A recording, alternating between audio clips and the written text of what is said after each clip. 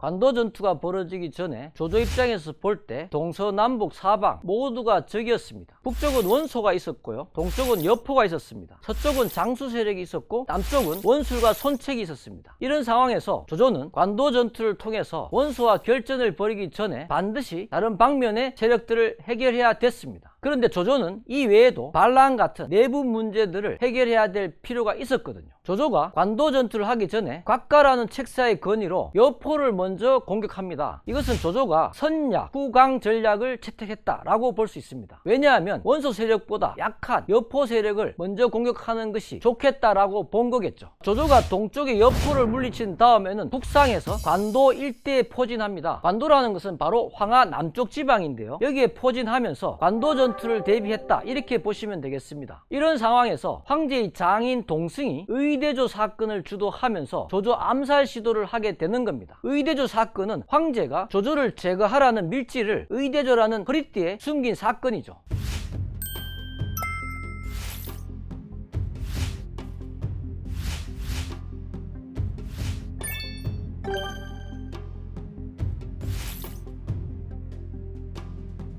또한 유비도 의대조 사건에 연루가 되다 보니까 조조 진영을 탈출하게 되고 원래 자기가 있었던 서주로 가서 반란을 일으키게 되는 대단히 복잡한 일이 발생하게 되는 겁니다. 조조가 의대조 사건의 주역 동승을 죽이고 또 서주의 유비를 제압한 다음에 또 관중의 한수와 마 등을 안심시키는 작업들을 하게 된 겁니다. 특히 관중은 서쪽으로 굉장히 멀리 있었기 때문에 공격적으로 할 수는 없었고요, 외교적으로 이 문제를 풀 수밖에 없었습니다. 남쪽의 손책 같은 경우는 허창을 습격해서 황제를 모시려고 하다가 자객에게 암살당해 버립니다. 손책은 아버지 송견이 191년 유표의 부하 황조 세력에게 살해당하고 그를 계승한 아들입니다. 아버지를 이어서 손책도 여전히 원술 막하에서 활동을 했습니다.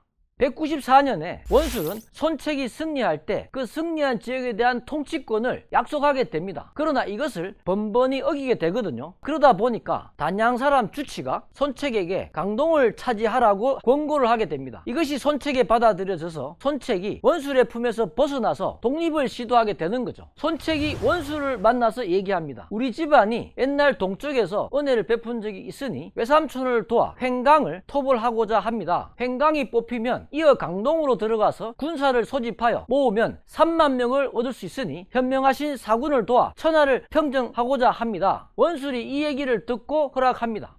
손책은 이제 아주 소수의 병력, 불과 군사 1000여 명을 가지고 행군을 시작하게 됩니다. 동쪽으로 진군하게 되는 거죠. 손책의 활약과 명성을 떨치다 보니까 잠깐 사이에 병사 2만여 명과 말 1000여 피를 확보함으로써 순식간에 강동을 평정하게 된 겁니다. 이렇게 해서 거의 준자립을 한 손책이었는데 197년경에 원술이 자칭 황제를 칭하니 손책은 이것을 명분으로 원술과 절교를 합니다. 왜냐하면 황제를 자칭한 원술은 역적이라고 볼 수 있었기 때문에 이러한 절교가 가능했다고 볼 수 있겠습니다. 그리고 손책이 대단히 정치적으로 뛰어난 사람이라고 볼 수 있는 것이 200년에 원소와 조조의 관도 전투가 진행이 될 때 남쪽에 있던 손책이 조조의 수도 허창을 습격하고자 했습니다. 허창을 습격하게 되면 황제를 자신이 차지할 수 있게 되니까 천하의 중심 세력으로 부상할 수 있다고 생각했던 겁니다.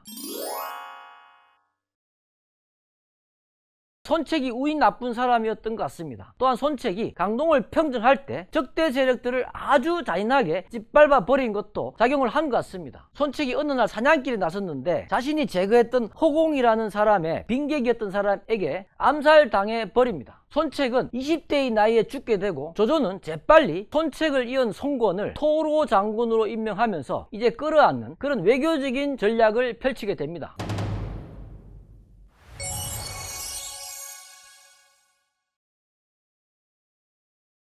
관도 전투를 본격적으로 시작하기 전에 조조는 동승과 유비의 반란 진압, 관중 지역에 대한 외교적 노력, 남쪽 송건 세력의 포섭 등과 같은 복잡한 정치적 문제를 처리한 겁니다.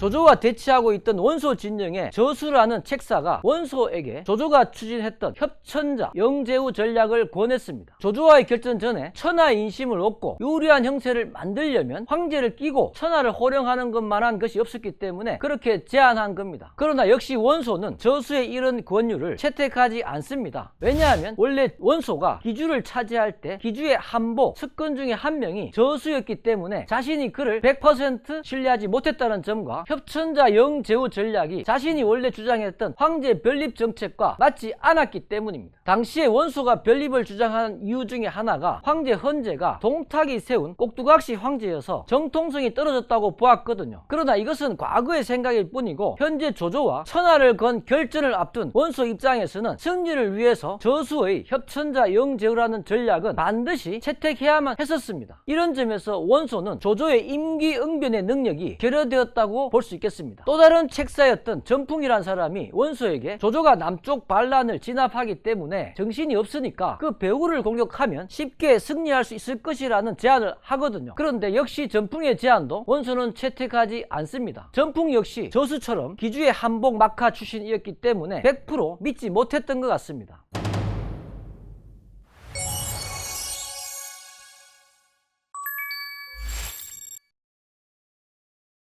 원소의 약점 한 가지를 더 생각해 본다면 타인의 제안을 수용할 때 그 상대방에 대한 신뢰를 중요하게 생각한다는 점입니다. 조조는 형수와 간통을 했든가 뇌물을 받았다 할지라도 오직 능력만 보고 인재를 뽑는 사람이었습니다. 조조가 모계의 대책을 받아들일 때 보면 모계라는 사람이 그전부터 쭉 신뢰한 사람이 아니었음에도 불구하고 그 대책을 조조의 장기 전략으로 채택하지 않았습니까? 이것은 조조가 누가 제안을 했다는 것에 상관없이 오직 그 아이디어의 내용에 집중했음을 알 수 있습니다. 그런데 원소는 책사들 중에서 자신과 오랫동안 함께 했던 사람, 예를 들어 곽도 같은 사람의 아이디어만 채택했습니다. 이것은 원소만이 아니라 대부분의 평범한 사람들이 범하는 공통된 잘못이라고 하겠습니다. 그런 점에서 볼 때 원소는 조조처럼 비범한 사람이 아니라 평범한 사람이라고 할 수 있겠습니다. 자, 여러 가지 이유로 해서 원소가 신속한 결정을 잘 못하는 사람이었다라고 볼 수밖에 없습니다. 당연히 먼저 공격을 하는 것이 훨씬 유리한 상황이었음에도 불구하고 그 상황을 받아들이지 못했던 거죠. 그런데 시간이 흐르면서 상황이 반전이 됩니다. 조조가 내분, 정벌, 외교적 노력 등등 모든 문제들을 다 해결했고 자신에게 유리한 형세를 만들어 버린 것입니다. 이제 상황이 이렇게 바뀌다 보니까 그 이전에 공격을 주장했던 저수나 전풍 같은 사람들은 오히려 조조가 강력해졌기 때문에 지구전을 주장했고요. 대규모 군대를 한꺼번에 내려보내는 것이 아니라 소규모로 기습전을 자주 하자는 거죠. 이렇게 하다 보면 조조 세력은 이런 소규모 공격에 응전하면서 경제력이 다 소모될 것이다 라고 주장을 한 겁니다. 그러나 반면에 원수와 같은 스탠스를 취했던 곽도나 신배 같은 사람들은 단기전을 주장하게 됩니다. 그런데 이것 역시 앞에 설명했던 이유로 원소는 받아들이지 않았습니다. 199년 원소는 드디어 북방의 최후의 경쟁자 공손찬 세력의 승리를 거두게 되면서 굉장히 교만해집니다. 교만해진 원소를 보면서 아부하는 사람이 나타납니다. 경포라는 사람이 원소에게 이렇게 얘기합니다. 마땅히 하늘과 백성들의 뜻에 순순히 응하셔서 전호를 칭하십시오. 이것은 결국 원소로 하여금 황제로 자립하라는 얘기였습니다. 원소가 여기에 굉장히 흥미가 동했고 이 얘기를 모든 신하들과 의논을 하게 합니다. 그러나 대부분의 신하들은 다 사족 출신들이었기 때문에 여기에 대해서 격렬하게 반대를 하게 되고요. 오히려 이런 얘기를 꺼낸 경포를 죽여야 된다라고 주장하게 됩니다. 원소가 부득이하게 자신한테 쏟아질 비난이 두려워서 경포를 죽여버립니다. 결국 원소는 조조가 어려운 상황에서는 공격하지 않고 있다가 완전히 준비를 마친 상태에서 드디어 200년 관도 전투가 벌어지게 됩니다.